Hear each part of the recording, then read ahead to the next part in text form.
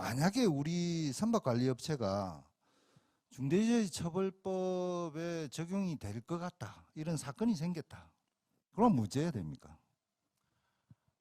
답은 하나입니다. 빨리 변호사를 찾으셔야 됩니다. 무엇보다도 전문적인 이 중대재해 전문화된 변호사를 찾는 게 정말 시급하고요. 만약에 그게 전문화된 법을 모르시면 이 PK 생각하시면 되고, 그래도 기억 안 나시면 여기 오늘 선박관리협회 회장님께 연락드리면 됩니다. 그 이유가 뭐냐면, 실제 중대재해가 발생하면 수사하는 부서는 크게 되게 많아집니다. 경찰만 하는 게 아닙니다. 기본적으로 산안법과 중처법을 수사하는 주체는 고용노동부가 이제 수사를 시작을 합니다. 그리고 그 뒤에 선박관리회사라면 일반 육경이나 해경도 업무상 과실치사상으로 또 수사를 합니다. 거기서 더 나아가서 만약에 불과 관련된 사고라면 소방서에서 특사경이 또 수사를 시작합니다. 그 이후에 또 화학물질이 유출돼서 사고라면 방재센터에서 또 수사를 시작합니다. 물과 관련된 사고로 만약에 선박에서 사람이 사망을 했으면 낙동강 유용, 여기 같은 지역에서는 낙동강 유용 환경청에서 수사를 시작합니다. 다시 말해서 쉽게 만약에 다발성의 사고가 발생했으면 수사기관이 5개가 움직이는 게 중대재해처벌법의 사건의 특징입니다.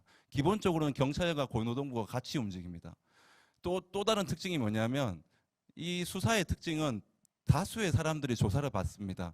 이 처벌 대상은 사업주와 경영 책임자이지만 사고 경위 등의 상황을 파악하기 위해서는 사고 당시의 실무자부터 조사를 시작을 합니다.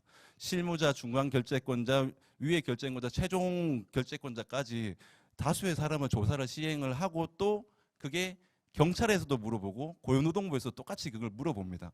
그 말의 취지는 뭐냐면은, 조사 내용의 일관성이 사실 있어야만 조사받는 사람이 나름대로 불이한 상황을 면할 수가 있습니다. 좀 더 쉽게 말씀드리면, 그 다음에 조사받을 사람이 기존에 조사받던 사람들이 어떻게 얘기를 했는지를 실시간으로 공유를 할 수가 있어야 됩니다.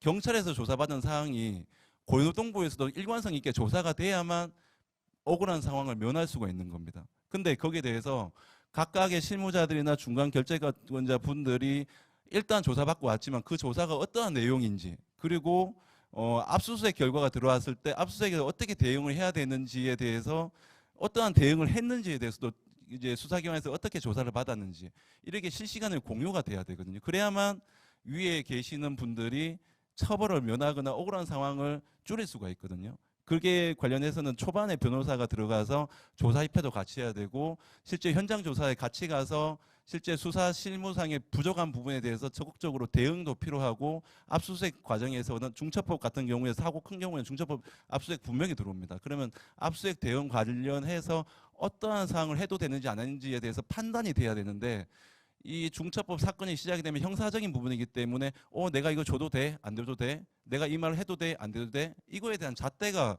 없어서 실수와 결부되는 진술을 하는 경우가, 실수와 결부되는 문건을 제출하는 경우가 꽤 많이 있는 게 아직까지 현실입니다. 그 부분에 대해서 억울한 상황을 면하기 위해서는 좀 더 변호인 조력이 필요하다는 취지에서 제 의견은 그런 취지로 말씀드린 겁니다. 이상.